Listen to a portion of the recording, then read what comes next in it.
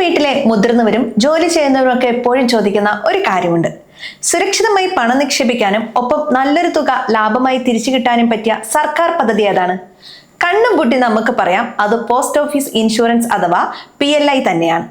2026 April 1-ാം തീയതി മുതൽ പ്രാബല്യത്തിൽ വരുന്ന പുതിയ ബോണസ് നിരക്കുകൾ തപാൽ വകുപ്പ് ഇപ്പോൾ പുറത്തുവിട്ടിരിക്കുകയാണ്. മറ്റു പല ഇൻഷുറൻസ് കമ്പനികളും ബോണസ് നിരക്ക് കുറയ്ക്കുമ്പോൾ പോസ്റ്റ് ഓഫീസ് ഇത്തവണയും നിക്ഷേപകരെ ഞെട്ടിച്ചിരിക്കുകയാണ്. എന്താണ് ഈ പുതിയ മാറ്റം? നിങ്ങളുടെ കയ്യിലുള്ള പോളിസിക്ക് ഇനി എത്ര രൂപ അധികം കിട്ടും? പുതിയതായി പോളിസി എടുക്കാൻ ഉദ്ദേശിക്കുന്നവർക്ക് ഏറ്റവും ലാഭകരമായ പ്ലാൻ ഏതാണ്? ഈ കാര്യങ്ങളെല്ലാം വളരെ ലളിതമായി നമുക്ക് നോക്കാം. ആദ്യം തന്നെ ഒരു കാര്യം പറയട്ടെ, പോസ്റ്റ് ഓഫീസ് ഇൻഷുറൻസ് പ്രധാനമായി 2 വിഭാഗമാണുള്ളത്. ഒന്ന് ഗവൺമെന്റ് ജീവനക്കാർക്കും പ്രൊഫഷണലുകൾക്കുമുള്ള PLI, രണ്ടാമത്തേത് സാധാരണക്കാർക്കും ഗ്രാമപ്രദേശങ്ങളിൽ ഉള്ളവർക്കുമായ RPLI. ഈ 2 വിഭാഗത്തിലും 2026 പ്രഖ്യാപിച്ച ബോണസ് നിരക്കുകൾ നമ്മൾ അറിഞ്ഞിരിക്കണം. നമുക്ക് ആദ്യം PLIയുടെ കാര്യം നോക്കാം. ഇതിൽ ഏറ്റവും കൂടുതൽ ആളുകൾ ചേരുന്നത് എൻഡോവ്മെന്റ് അഷുറൻസിലാണ്. ഇതിന്റെ പുതുക്കിയ ബോണസ് നിരക്ക് 1000 രൂപയ്ക്ക് 52 രൂപയാണ്. അതായത് നിങ്ങൾ ഒരു 10 ലക്ഷം രൂപയുടെ പോളിസി എടുത്താൽ ഒരു വർഷം മാത്രം നിങ്ങൾക്ക് കിട്ടുന്ന ബോണസ് 52,000 രൂപയാണ്. ഇനി സുരക്ഷ എന്ന പേരിലുള്ള ഹോൾ ലൈഫ് അഷുറൻസ് ആണെങ്കിൽ ബോണസ് അതിലും കൂടുതലാണ്. 1076 രൂപയാണ് ഇതിന്റെ നിരക്ക്.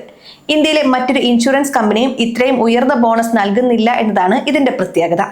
ഇനി നമ്മുടെ സാധാരണക്കാർക്കുള്ള RPLI അഥവാ റൂറൽ പോസ്റ്റൽ ലൈഫ് ഇൻഷുറൻസിന്റെ കാര്യം നോക്കാം. ഇതിൽ ഗ്രാം സന്തോഷ് എന്ന പ്ലാനിന് 1048 രൂപയും ഗ്രാം സുരക്ഷ എന്ന പ്ലാനിന് 1060 രൂപയുമാണ് പുതിയ ബോണസ് നിരക്ക്. കേൾക്കുമ്പോൾ ചെറിയ തുകയായി തോന്നാം, പക്ഷെ 15-20 വർഷം കഴിയുമ്പോൾ ഈ ബോണസ് തുക മാത്രം കൂട്ടി നോക്കിയാൽ നിങ്ങളുടെ നിക്ഷേപത്തിന്റെ ഇരട്ടിയിലധികം ലാഭം കിട്ടുന്നതായി കാണാം. പലർക്കുമുള്ള ഒരു സംശയമാണ് ഈ പണം എങ്ങനെയാണ് കണക്കാക്കുന്നതെന്ന്. നമുക്കൊരു ഉദാഹരണം നോക്കാം. നിങ്ങൾ 5 ലക്ഷം രൂപയുടെ ഒരു പോളിസി എടുത്തു എന്ന് വിചാരിക്കുക. നിലവിലെ നിരക്കനുസരിച്ച് ഒരു വർഷം നിങ്ങൾക്ക് 26,000 രൂപ ബോണസായി കിട്ടും. 20 വർഷത്തേക്കാണ് പോളിസി എങ്കിൽ കാലാവധി കഴിയുമ്പോൾ നിങ്ങളുടെ 5 ലക്ഷം രൂപയ്ക്ക് പുറമെ 5,20,000 രൂപ ബോണസായി മാത്രം ലഭിക്കും. അതായത് ആകെ 10,20,000 രൂപ. ഇതിനു പുറമെ 20 വർഷം പൂർത്തിയാക്കുന്ന പോളിസികൾക്ക് ടെർമിനൽ ബോണസ് എന്ന പേരിൽ ചെറിയൊരു തുക അധികമായും ലഭിക്കും.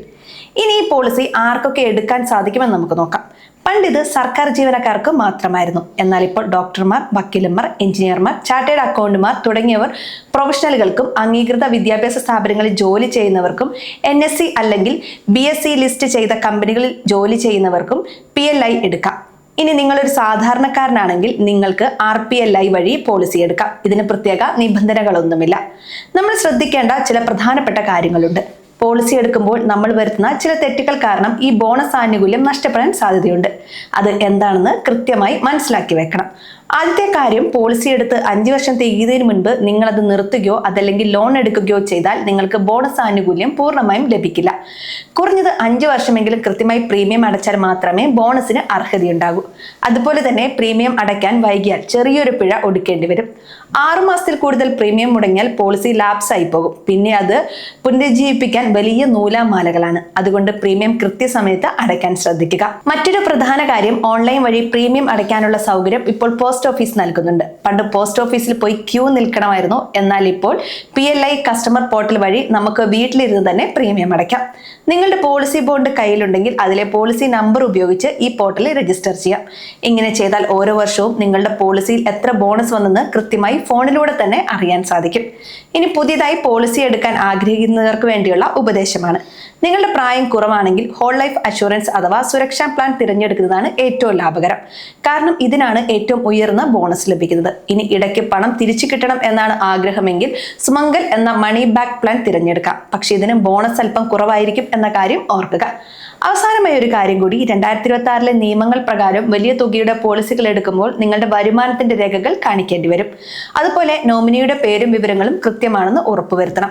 ആധാർ കാർഡിലെ വിവരങ്ങളും പോളിസിയിലെ വിവരങ്ങളും ഒന്നാണെന്ന് പരിശോധിക്കണം.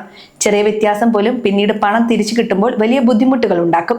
ഈ പറഞ്ഞ കാര്യങ്ങളെല്ലാം ഔദ്യോഗികമായ അറിയിപ്പുകൾ പ്രകാരമുള്ളതാണ്. എങ്കിലും ബോണസ് നിരക്കുകളിലോ നിബന്ധനകളിലോ മാറ്റം വരാൻ സാധ്യതയുള്ളതിനാൽ പോളിസി എടുക്കുന്നതിന് മുൻപ് നിങ്ങളുടെ അടുത്തുള്ള പോസ്റ്റ് ഓഫീസിൽ പോയി ഒന്നുകൂടി ഉറപ്പുവരുത്തുക. ഇതൊരു മികച്ച സമ്പാദ്യ മാർഗമാണ്. സുരക്ഷിതമായി നിക്ഷേപിക്കാനും കുടുംബത്തിനൊരു ഇൻഷുറൻസ് പരിരക്ഷ ഉറപ്പാക്കാനും ആഗ്രഹിക്കുന്നവർക്ക് പോസ്റ്റ് ഓഫീസ് ഇൻഷുറൻസ് ഒരു നല്ല പദ്ധതിയാണ്.